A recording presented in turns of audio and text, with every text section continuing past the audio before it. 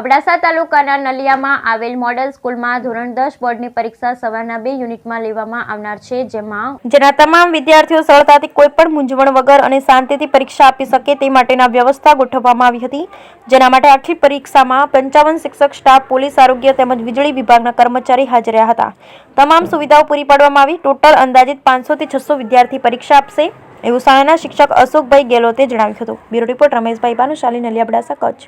આજે આપણે model school Naliya ખાતે ધોરણ 10 અને ધોરણ 12ના યુનિટની પરીક્ષા 2 સેશનમાં લેવાની થાય છે. ધોરણ 10માં આપણે સવારના યુનિટ 1 અને યુનિટ 2માં છે અને સાંજના ટાઈમે ધોરણ 12ની પરીક્ષા યુનિટ 1 અને યુનિટ 2માં લેવાના છે.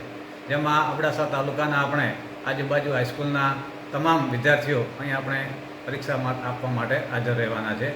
એમના માટે સ્કૂલની અંદર તમામ પ્રકારની સુવિધાઓ પણ પૂરી પાડવામાં આવે છે. વિદ્યાર્થીઓને સરળતાથી પરીક્ષા આપી શકે અને કોઈપણ પ્રકારના મૂંઝવણ વગર અને રિલેક્સ થઈ અને પરીક્ષા આપે એ માટેનો આપણો સૌનો પ્રયત્ન રહેતો હોય છે. વિદ્યાર્થીઓને પરીક્ષાની અંદર કોઈપણ પ્રકારની તકલીફ ન પડે એ માટે પણ સુપરવાઇઝરો અને સ્ટાફ તથા પોલીસ બંદોબસ્ત, આરોગ્યનો સ્ટાફ એ પણ સંપૂર્ણપણે આપણે હાજર રાખવાની તાકીદ પણ લેવામાં આવી છે.